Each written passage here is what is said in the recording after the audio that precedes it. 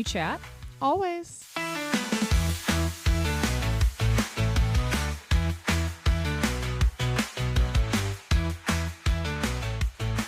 Hello. Shooby-doo-wop-doo-wop-boo. Were you excited to do that? Yeah, I've just like, what is that called? Scatting? Yeah. Oh, you've been scatting? When I saw Ruby when I came in, I was like, Ruby-dooby, scoop-de-dop-de-dop-bop. She is the cutest dog. She does illicit song. It's a lost art, the art of scat. Yeah, I mean, we don't have any great scatters. It's Is that me. you? Oh. Did you? I just did it. You didn't hear it? Yeah, I did. It was good. Stupid-a-bop-bop-bop-bop-ba-da-ba-da. Oh. Ooh, some competition. I didn't even know I had that in me. You got some scat in you too. I've got the scat in me. Do you have the scat in you? I do. Okay. Yeah. How are you? Amazing. Well, I'm glad you're so amazing. How was your weekend? My weekend was fine. My weekend was good, but I needed the entire weekend to recuperate from my business trip, as you know. What is the word? Is it Taxing. Mullied? Maligned? No. What's the word? You don't even know what I'm trying to say. I have not a clue. Sullied? Sullied. It was sullied. Sullied by your Yes. injuries. Injuries and delays. Right. Okay. Primarily It is sullied, right? sullied's the word, yeah.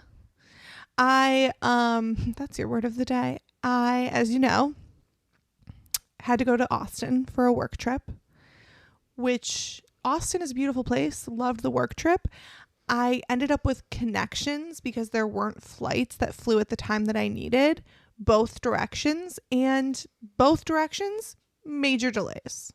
So I ended up. This is why you should not ever have A connection. I know. I wasn't trying to have a connection. It was not my intention. But what was supposed to be like fly in one day, get there, go to sleep, have a full day of meetings, and then leave, turned into like 34 hours of travel and 16 hours in Austin, 6 of which I was sleeping.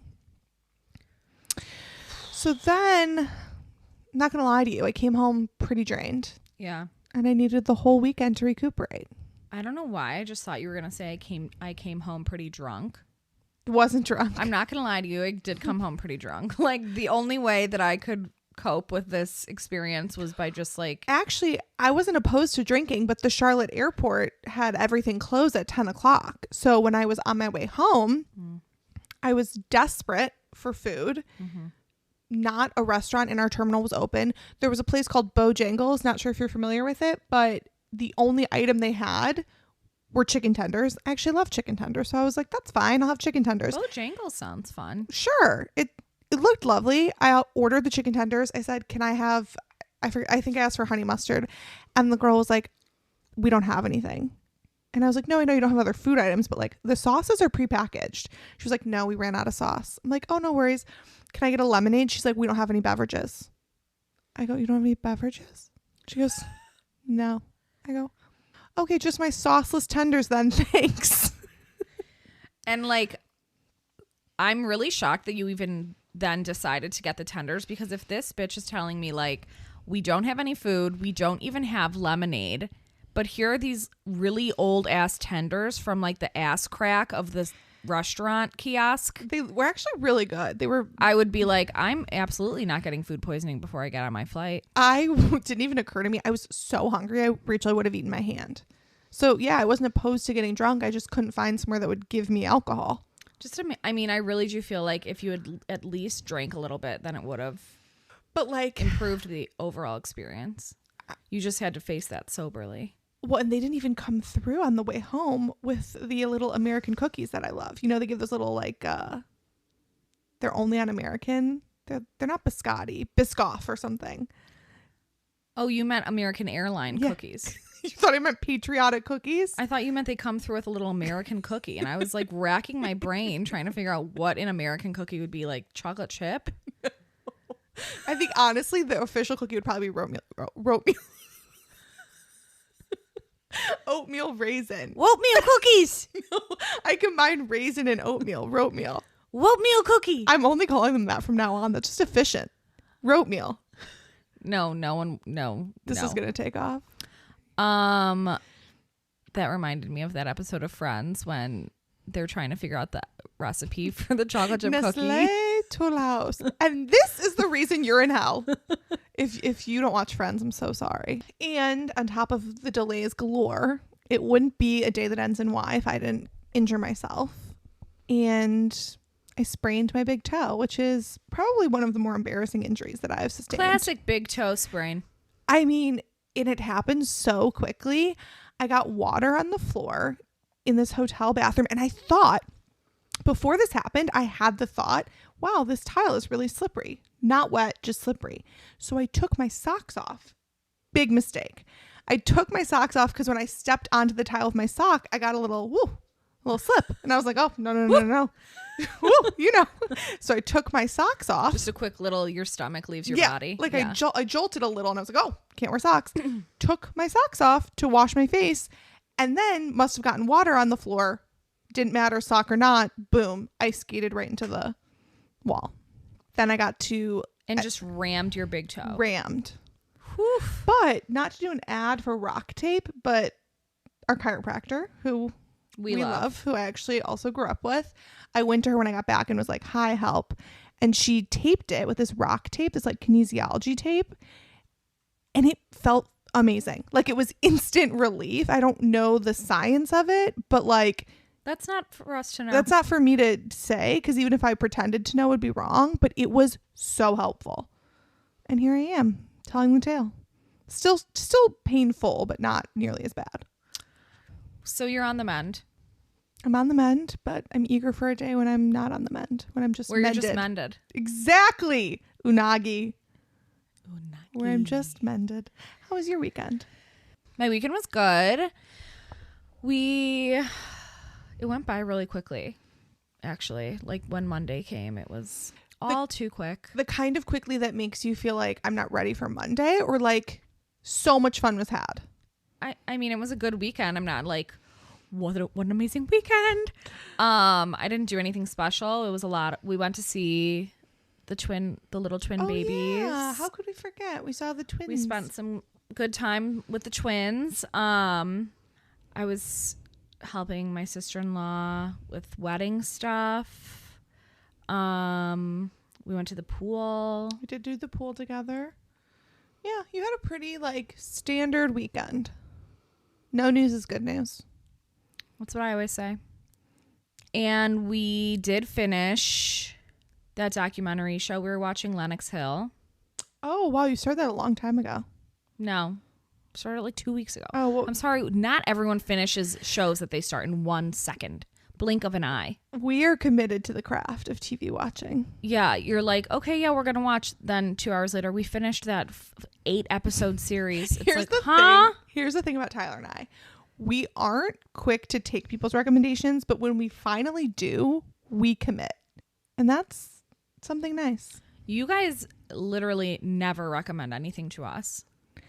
Because we watch things you wouldn't watch and or things you've recommended to us. I watch things you wouldn't watch too. I also watch things that But like most people watch. I'm watching The Resident right now. You're not going to watch that. Is there a quality show on the list? We just finished a show you recommended. It was wonderful. Which one? Presumed Innocent. Oh, on Apple. Loved it. Really good. So good. Keeps you on your toes. So fucking good. We were both surprised. Yeah. Like, I did not see the ending coming. Recommend. Please watch. Also, like, as a Taylor Swift fan, I didn't love Jake Gyllenhaal, and this show made me like him even less. Oh, I thought we were going the other way. No, he's just like really annoying. His entire persona. Goodbye. You know what I think about Jake Gyllenhaal, and having never met the man, he takes himself extremely fucking seriously, which I find very annoying. Like, Jake Gyllenhaal is like, I'm an actor. Oh, you think he's like a method actor? I heard he's like very serious on set. Which, Well, like, that great. doesn't surprise me. Enjoy. But It's just like that whole series. I couldn't even move past his like bulgy eyes. They're really bulgy. well, I mean, that feels extreme. Not to attack his appearance at all. Yeah. I mean, but lovely. I mean, eyes. he's Jake Gyllenhaal. He's fine. He's not catching any strays. No, he's fine.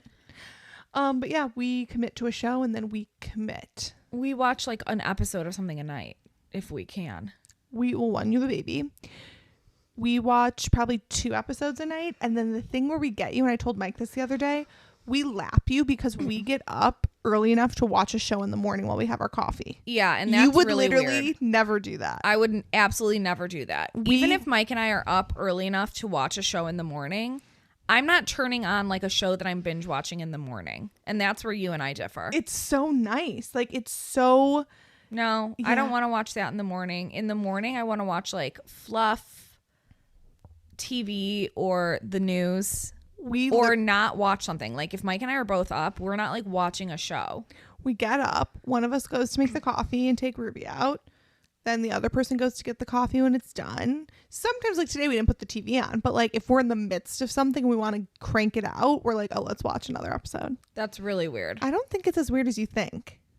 Okay, well, people will let us know once they listen. But it's really weird. I'd be curious. I think maybe you should like start your day. But we get up for this window of time. Like we both don't like jumping into our day. We like a buffer. Yeah, Tyler and I, actually that's something he brought to my life. I used to, if I had an 8:30 meeting and I was working from home, I'd set my alarm for like 7:55. Yeah. And Tyler was like, don't you want to like start your day with a buffer? And I was like, I'd never considered No, that. I appreciate a buffer. Like Mike likes his alarm to go off earlier so that he has like 10, 15 minutes to lay in bed and like scroll. I appreciate that as well. Like I don't want to just like roll out of bed into my day. But I'm not like using time to watch like a serious show that I'm binge watching in the morning. Oh, yeah, we are. That's what I'm saying is extremely weird. Well, we'll see what the results show. So yeah, we finished Lenox Hill finally. It was really good. What's crazy is that it's like about a bunch of different doctors at Lenox Hill, but one of the main groups is a couple neurosurgeons. And they show the actual surgeries like more than Grey's Anatomy. Like real people. Yes. And like what's on the screen. They wear 3D glasses a lot when they're operating so that they can see like the actual depth. That makes sense. And on a lot of these people who are having brain surgery, they're awake. I've heard that. Wow. And it's so crazy. Their skull is literally wide open. Someone's operating on their brain and they're laying there and they're like, can you move your right toe for me? Okay, good. Thanks, Kevin. Like, Kevin's Fuck. under a sheet. Like, this is a pretty crazy experience. I'd be afraid of moving. Like the minute someone tells me you can't move, but I'm saying you are paralyzed. The minutes that someone that is like sleep paralysis. Have you ever had sleep paralysis? I don't even know what that is. You don't? No. You're so fucking lucky. Before I got my anxiety in check, I used to have sleep paralysis sometimes. Like asterisks. It's in check enough for me to be a successful human. I used to have sleep paralysis if I was like super, super anxious. I can't believe I've never told you this. And I think it's coming back to me now. I block out all the stories. That's so nice. The things that don't continue on. You had sleep paralysis once? No, I used to have it kind of a lot.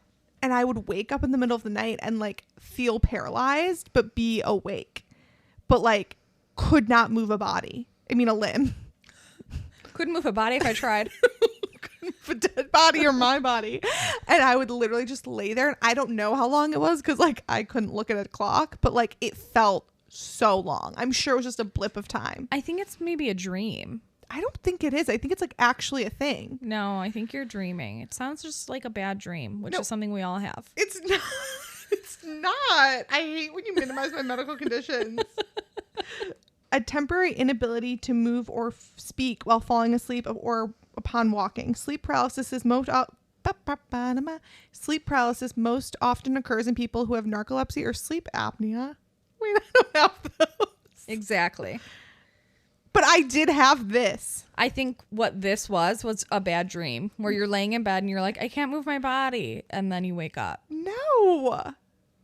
Okay, I just found something else. High stress and anxiety are strongly correlated with sleep paralysis. I told my doctor about it and he was like, it's not uncommon with people who are having extreme anxiety. Okay.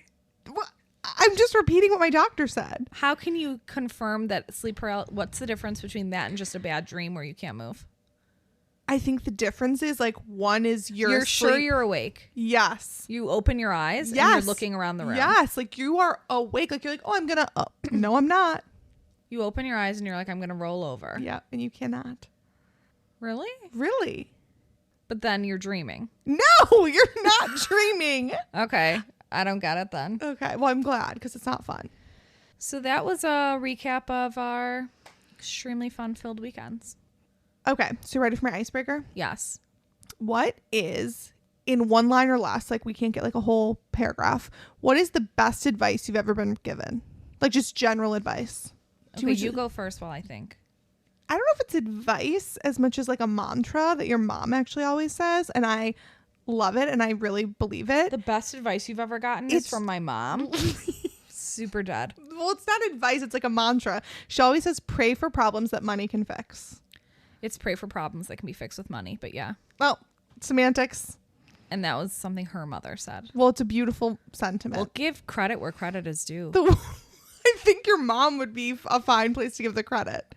All right. Your deceased grandmother's like, excuse me? Yeah, somewhere Grandma Shirley is like, I started that. It's a beautiful sentiment, and I really try and embrace it in my life.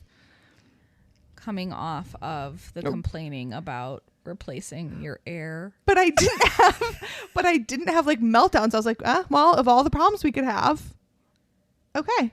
And also we got our insurance to cover it. But like, I'm just saying, like, I push on past problems that are financially fixed. That's the best advice you've ever received. It helps me right side things. It really does. Like if something like that happens, I remind myself. I literally reminded myself about the air conditioner when we weren't sure if we were going to have to pay $5,000 out of pocket or not, to be like, you know what? I'd always rather this than something that no amount of money would fix. Okay. You got anything to share with the world or? Advice. You're like, well, I'm perfect, so I don't usually take much advice. No, I love getting advice. I'm just trying to think on the spot. Anything here. I've ever said to you? Definitely not. Okay. Between the two of us, I'm usually the one giving you advice. I give you advice sometimes. About what? What was the last one? A lot of things. No, I ask your opinion on everything. I like to get everybody's opinions. I'll ask your opinion like, so what's what the do you think of difference this? What do you between think of that? opinion and advice? I'm telling you what I think you should do. That's advice. I was thinking like life advice. I always tell you to be calm, I am calm. but like not get angry. Huh? Silence. Like I do get angry. Like not to get yourself riled up over shit that doesn't matter. I was like, who cares? But who cares? No, that's me to you. No, I say that to you too. Well, I can't think of advice right now. Oh, okay. So you're gonna not. Particularly. But I did have a professor in college one time who on the first day of class, you know what I'm going to say? Yeah.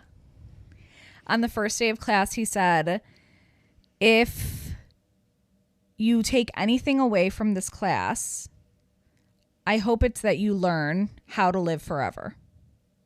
And so I was like, well, this is going to be interesting. And it was a ethics course.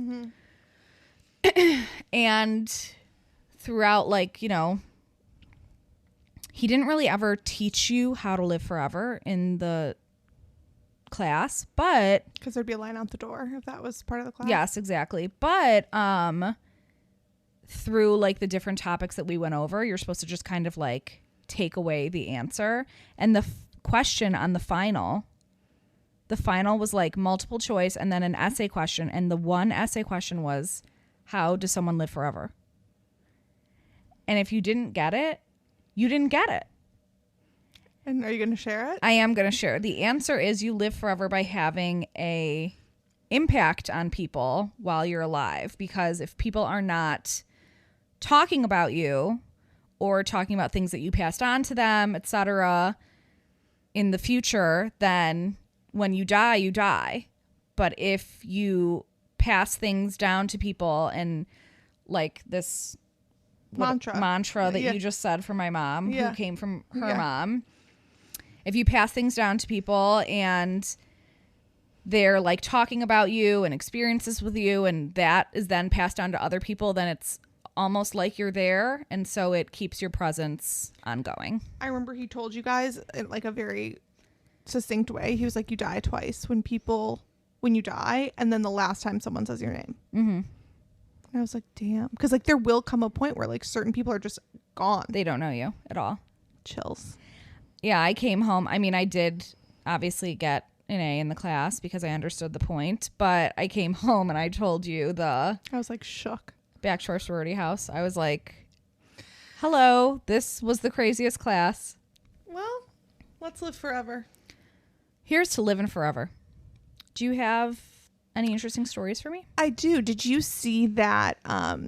So obviously the American gymnastics, the women's team is killing it. Just win. Have people always cared about gymnastics like the most? Or is that just like... I think it's like the most, I don't know what the word is, like accessible to people. I think it's like really hard for people to get behind, and I don't want to piss anyone off, but like table tennis. Like, it's not like a lot of people Is who that another word for ping pong? Sure. I think Oh. it's called table tennis in the Olympics, isn't it? Yeah. So Okay. like, but like people do gymnastics. They're like, no, it's table tennis. It's table tennis. Okay. So they've been doing really well, but which was so weird, in an unexpected twist, Simone Biles and Suni Lee both missed, like they both lost their balance on the balance beam.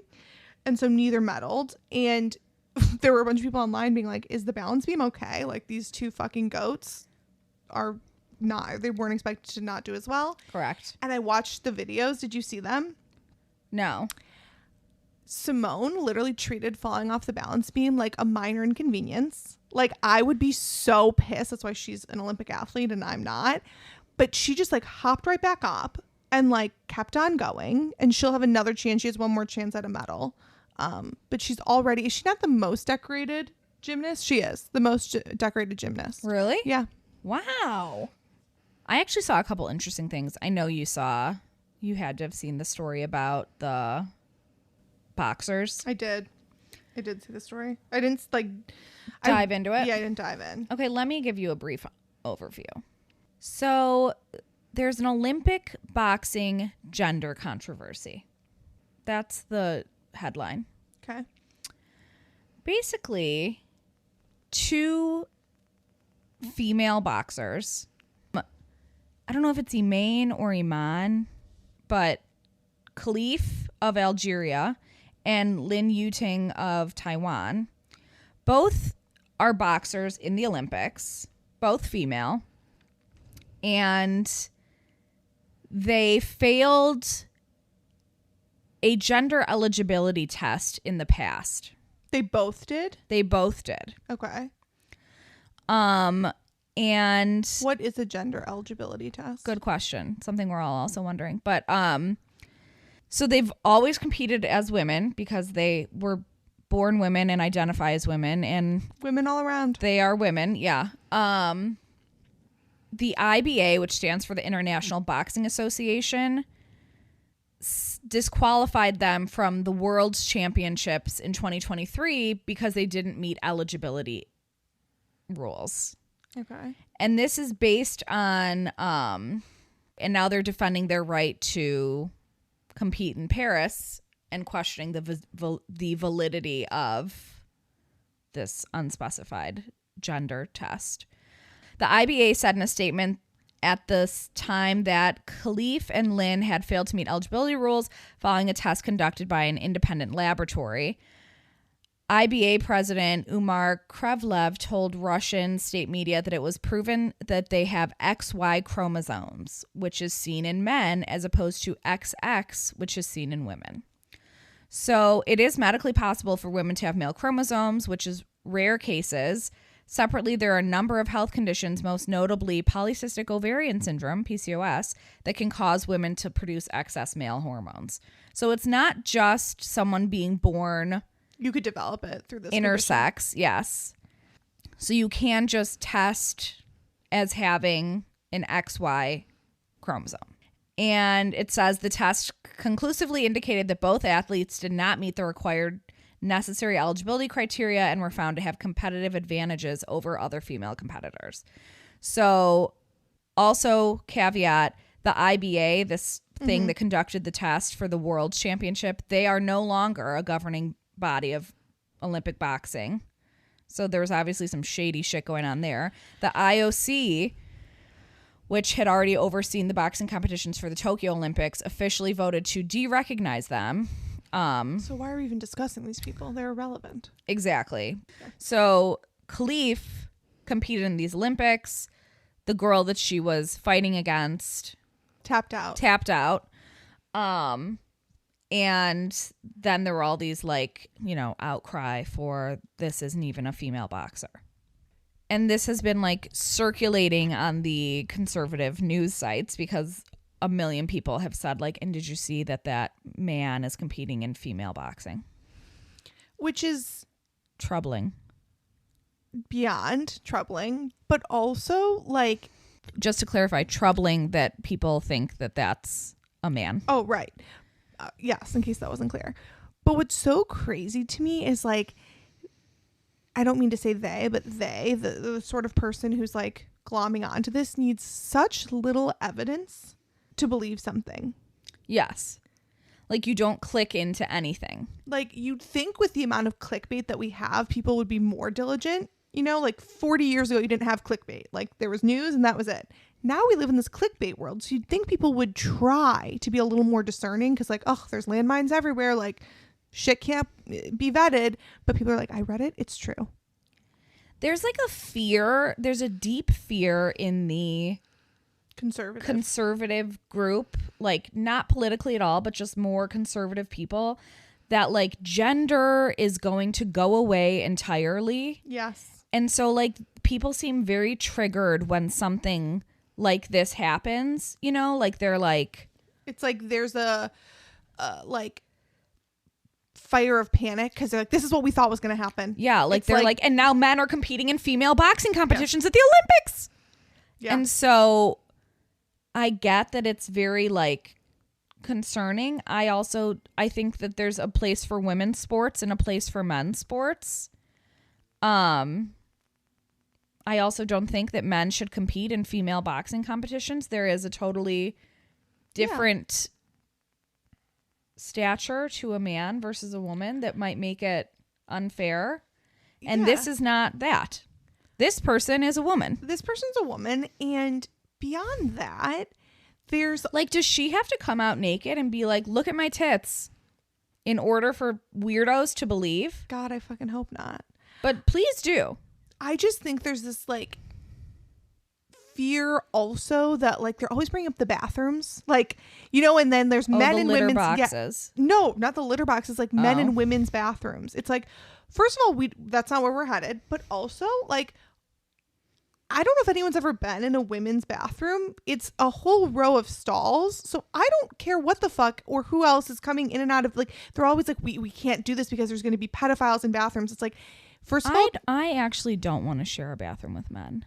Have you been in a men's bathroom? Yes, but it sucks. It smells like ass. But if we're talking about actually, like, there's this big concern in the conservative movement, like, take boxing out of it. You always see it and hear it, and it's like, and then there's going to be transgender women in the women's bathroom, and like, there's little girls in there. It's like, I got to tell you, transgender women are not the thing we need to be concerned about. Like, you guys.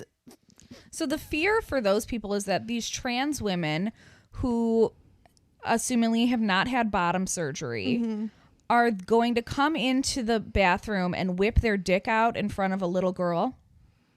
That's where we're at. I can't confirm or deny because I think they're fucking nuts, but I think they would say yes. Amazing. Good theory.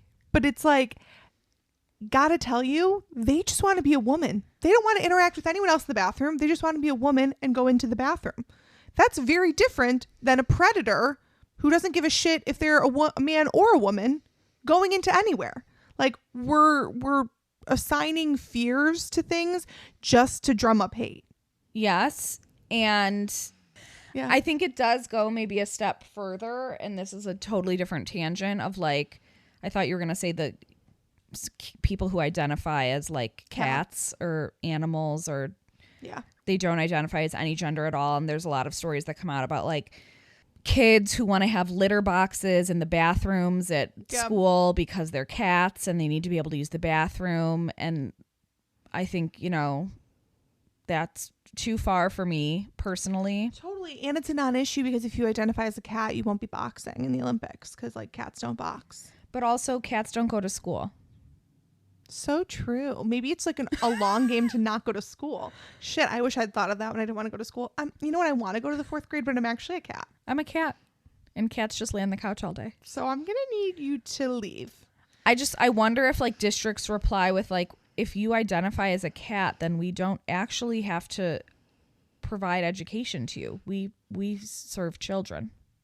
I mean, I've heard of that happening for sure, but like, I just think, and I might get some fire for this, so let's see.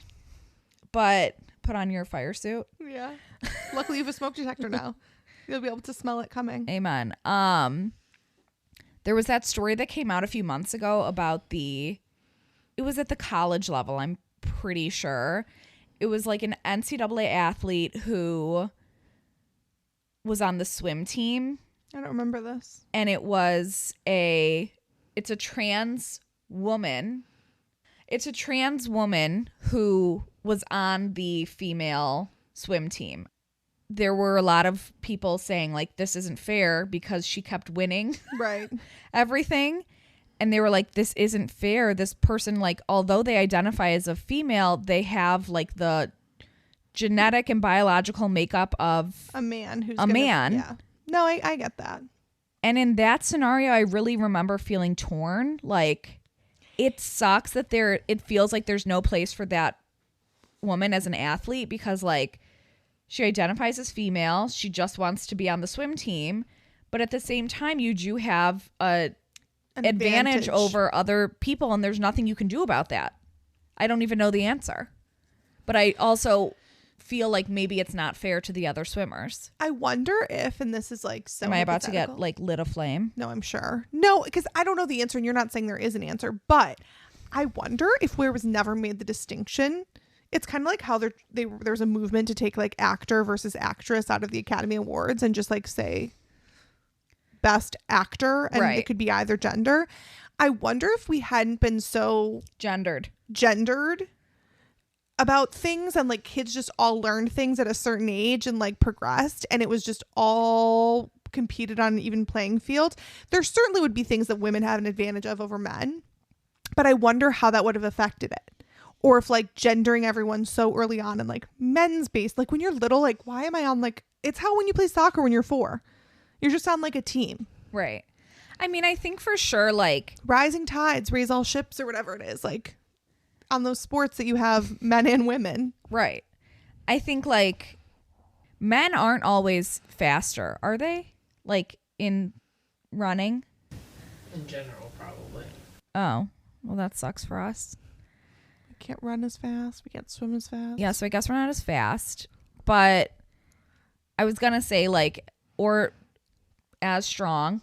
But like athletes have off days. Like no, for sure. I was gonna say there are other it doesn't mean that if you're like an amazing competitor that you couldn't compete on a team at that level. Like running backs, for example, on football teams are notoriously like smaller, really like scrappy, quick guys, and that could for sure be a woman's job. Like they don't have to be extremely, the hard part is that the men are like trying to tackle them, and so like someone a lot bigger than you, like you need to be able to push off someone and like have like a stance against them. But if you're really quick and like scrappy, I mean baseball, and so much of athletics is being able to do well under pressure.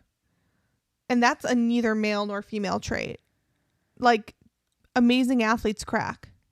Agreed. So, like, who's to say? Right. I mean, obviously we can't. And women are stronger mentally, so let's 100%. And I feel like do a little bit better under pressure. Seriously, like a little bit more. Like, how many first round draft picks just like crumble in the NFL? Tons. The weight of the world on their shoulders, boom, down. Yeah. So Reba was a fighter, a single mom who worked 2 jobs, who loved her kids and never stopped. Get Reba on the field. And what was the rest of that? That's her song. No. What was the rest? How does it? A single mom who works 2 jobs, who loves her kids and never stops, with gentle hands and the heart of a fighter. I'm a survivor. Cut. No. Beautiful singing. You're a dick. She did have the heart of a fighter. Exactly. Right. Get her out there on a male-female competition. Reba would have whipped their asses. I mean, I do think like if women, for example, like grew up playing, like we don't play baseball, we play softball. Like women don't play football. There's flag football for like, it's just like, yeah, it's like set up to be like, you couldn't do that. right. So there isn't even a chance, like there aren't women who play baseball at a competitive like NCAA level who fair. would even be looked at to go into the major leagues. It just doesn't happen. But I think perhaps that's changing a little bit. Do I think that women shouldn't be able to compete at that level? No, absolutely not. I think No. in swimming specifically, in that scenario, it's a tough call. Glad they don't rely on us to make those calls. So yeah, the Olympics does bring up a lot of, I do love watching the Olympics. Me too. It makes me feel very patriotic. Go America. I was thinking the other day that the Olympics are kind of like, there's like family drama and there's like a big event and everyone's like, we just got to keep it together till Lizzie's wedding. Like, let's just everyone get along. Let's all spend time together. And then after Lizzie's wedding, if we're still upset, we can get into it. That's the Olympics. Like everyone's like, okay, the world is imploding. Biden's obviously not with us mentally. Israel and Hamas are at the high stakes conflict. But did you see Simone Biles? Like it's really like bringing us all together. Like, let's just put our shit aside. Let's just get through the Olympics. And people are like, oh my God, this is beautiful. Yeah. It's like really bringing us all to a happy place. That is kind of the point of the Olympics. I know. but- I'm like, thank God they came at the right time before World War III could break out. Some other interesting Olympic news is that Belgium has pulled out of the mixed relay triathlon after one of their athletes fell ill. And they didn't provide specific details, but the media is reporting that the triathlete had an E. coli infection after the swimmer competed in last week's women's triathlon, which did indeed take place in the Seine. So that was like a big thing, is that they were going to compete in the actual Seine, which is such a like Parisian landmark. And Switzerland also reshuffled its relay roster after one of its athletes was diagnosed with a, quote, gastrointestinal illness. How pissed would you be? You made it to the Olympics. You're like, I fucking know this river is disgusting. They're like, no, swim. It's fine. He's like, no, really? They're like, nope, hop in. You're good. E. coli. Can't compete anymore. I'd be like, fuck you. No, literally. Of I course, told you. Paris Olympic organizers are saying that the water quality in the Seine is safe, but they have delayed races on the river to test further. As people who were in Paris not even a year ago and actually took Would you have jumped into the Never. cesspool that is the Seine? That's what I was going to say. We took a beautiful cruise down the Seine. Lovely time. You couldn't have paid me $100,000 to jump in that river. Ugh, what a smelly city. Oh, don't disparage that place. I love that place.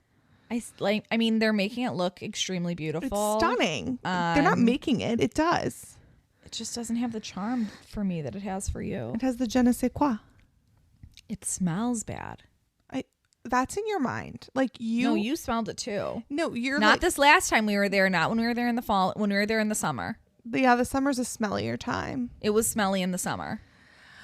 I mean, I can't confirm or deny, but And you take the, what is it? Metro everywhere, and it's just like an incubator of like people who don't wear deodorant or get circumcised. Well, okay, well, we didn't have to go there. But when we Nothing against French people though. Yeah. French people, if you want to listen to the pod, I personally love France, was married there, iconic, love it. Yeah, you have a follower here. And I have so much love for Paris. It's funny because like obviously the other times I'd been in Paris, I was much younger and like poor, and so relied on the metro quite a lot. And we were just there. My husband, something about him, he loves public transportation. Did you take it one time there? Once, because he loves public transportation. And it smelled like. It didn't, because it doesn't smell like no one's like hot and sweaty. Okay. So like it was the fall. Yeah, it was the fall. But he was like, he loves taking public transportation in a new city, and I'm like, Uber, please. But so we took it once, and I was like, while we were on the train, I was like, I don't miss this one bit. Yeah. again, we saw a lot of homeless people, a lot of mentally ill people. There's a huge mental health crisis. Outwardly mentally ill people in that, like, they're just like screaming at a wall. Which is sad. Yeah. It's not a comforting experience. It's not the city of love that you picture. It is the city of love. I don't know if you remember that someone's dog died. He didn't die. It was about to die. Are you a vet? Did you examine the dog? I did. I looked at it for a long time. Okay. I did examine it with my eyes. Okay, well, We were trying to get on the train again. I won't let you bring me back to this memory. And a man was like I'm not crying out for help. Like, please, I need money to help my dog. Like, in French, in English. Like, he had a sign, sick dog. And the dog was like laying on the ground next to him. Why are you doing this to people? Because this is what Paris is. No, this is not what Paris is. Paris is so beautiful. We had an incredible magical time in October. It was much more charming in the fall, I will say. Not to bring us backwards, but when you were talking about all the controversy with the boxers, it made me think of that new Joe Rogan special. Did you see he released a new special? I did. So Joe Rogan released his first stand-up special since 2018, and it was exactly what you would have expected out of Joe Rogan, who has become such a fucking lunatic. Mike used to love Joe Rogan, and then he was like, Joe Rogan got really weird. Yeah, he got extremely weird. But what happened that made him get so weird? I think the Trump election, right? Like, he got very pro-Trump. I don't want to quote that, but... Let me ask Mike really quick. Phone a friend. Hey, quick question. Yeah. As someone who used to be a big Joe Rogan fan, what made him become so weird? It's a great question. Not a very straightforward answer, but I think it's a combination of things. He, one, was tired of the California hard left, you'll call it. And two, I think COVID really pushed him over the edge. So it was COVID and Trump? Yeah, I'd say it's a good combination of COVID and Trump that really pushed him pretty far right, because he was on like the early side of the ivermectin debate, if you remember that one, like where people were trying to figure out ways to treat COVID, and that was like the most divisive one, was that in the early days of it. He was a big proponent. Okay, all right, thank you. It wasn't even like, not that I think offensive jokes are funny, but like sometimes they're interesting or like well-made jokes. It was like the most low-hanging fruit. Like, I saw one of the clips. He was like, what would have been the worst way for me to die? From COVID, because I was so anti-COVID. It was like, I'm pretty sure like non-comedians have already made that joke. But it was like, he was talking about woke topics. He was talking about trans people. He was saying, like some people just waved a magic wand, like perverts waved a magic wand, and now the world is so weird, and people can go into, men can walk into women's locker rooms. And it was just like, this wasn't even like the caliber of like a Netflix special. Yeah, it was just like very low-hanging fruit. Like, he was like, I just want to know what's going on. The world got weird. It was like, who else probably thought the world got weird? Like the KKK when they decided to integrate schools. Yes. Like, just because you don't understand the world you live in because you've decided to be stuck in an alt-right fantasy does not mean that it got weird. It's just not a space that you have decided to be kind about. You fucking weirdo. I think like that's probably how most people get to be like the extreme versions of themselves. Like, just a small number of like really on par things happen and you're like, yep, all the way this way. Yeah, I mean, mean, it doesn't take much to push these people over the edge, apparently. Yeah, like the world got weird. Like, yeah, we're being accepting of people in whatever form they come in. What a weird thing to do. So I just was a little bit shocked. Not shocked because like it's comedy, but I just am shocked that Netflix wasn't a little bit more apprehensive about having such like shitty things said. Something else that's interesting, I don't know if you saw this, but cancer rates are on the rise for Gen X and millennials. Did you see that? I didn't see it, but I sadly believe it. New research from the American Cancer Society found younger generations, specifically Gen X and millennials, have a higher risk of developing 17 different cancers than older generations. Researchers analyzed data from nearly 24 million patients born between 1920 and 1990 who were diagnosed with 34 of the most common types. The analysis found that younger generations had 2 to 3 times higher incidence rates for certain cancers, including kidney, pancreatic, and small intestine, compared to baby boomers, which kind of sucks. I mean, it's our food. Basically, it means that the study confirmed what researchers have been sounding the alarm on for years, and that is that they still don't know what's driving the increased cancer rates among young adults. Many experts suggest that environmental and lifestyle factors Our food could be to blame as researchers continue to look into the potential causes. Some doctors pinpoint the need to develop more cancer screenings and recommendations. So like getting screened younger, more often, more thoroughly, etc. Our food. That's it. It's the food. I think it's probably a huge part of it. The amount of preservatives, like things like Velveeta cheese. I love Velveeta cheese, but like, why does it need to be refrigerated? Why can it sit in my pantry for months? Why is it that color? Like, I don't like Velveeta cheese for all those reasons. I fucking love it, but it's just like that's not what we want.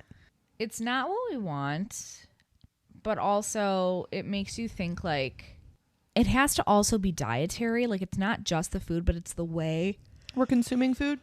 It's the way we're consuming the food. But I think that is a contributing factor to... Well, yeah, portion and all those things. But like, I go back to anytime that we travel abroad, I eat with the same level of concern as I do here. Like, I'm not like going crazy about portions and things, but I feel better.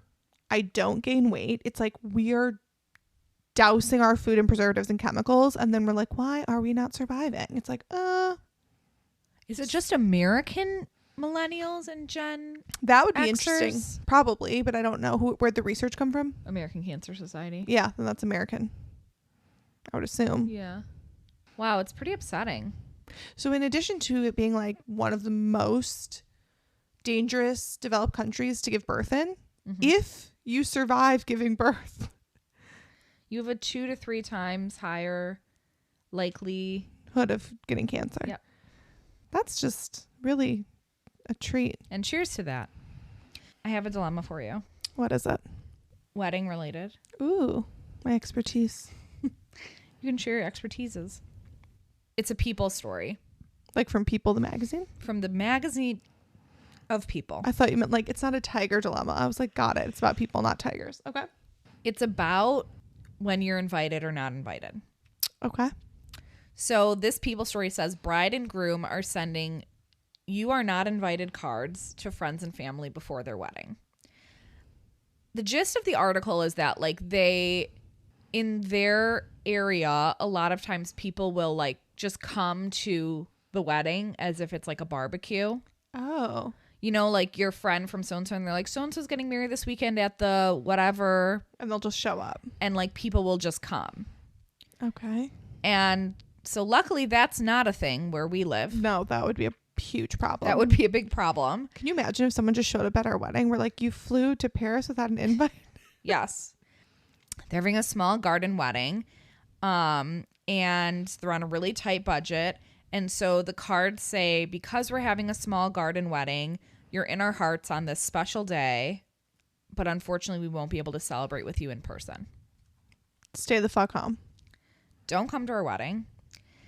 And so someone who received this card then obviously posted it online and was like, what the actual fuck? And so it made me think about, I think this probably happens to way more people than we would expect. I mean, it happened to me, and it's happened to a lot of people that we know, where you send out your wedding invitations and whoever is invited specifically is on the invitation. Mm-hmm.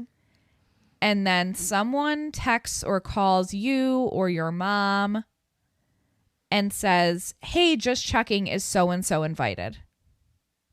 No. Did so-and-so get an invite? Then no. And so it's the dilemma really is like, if you're not sure, what are you supposed to do? You would know. Like, if you are not sure, then you weren't invited. Like if you receive this just happened. Someone we know sent out invitations to the wedding. It's not that it's a small wedding. It's just like, these are the people that are invited. These are the people that are invited. And the aunt texted and said, hey, we got the invite. So excited. Let's call them Tom and Lily invited also. Their kids. No. And then you have to be like, No. Unfortunately, no. Not even unfortunately. No. But they're not little kids. They're like...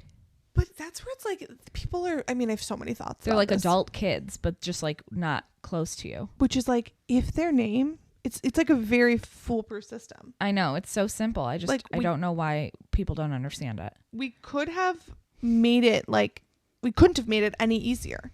The people who are invited have names on this envelope.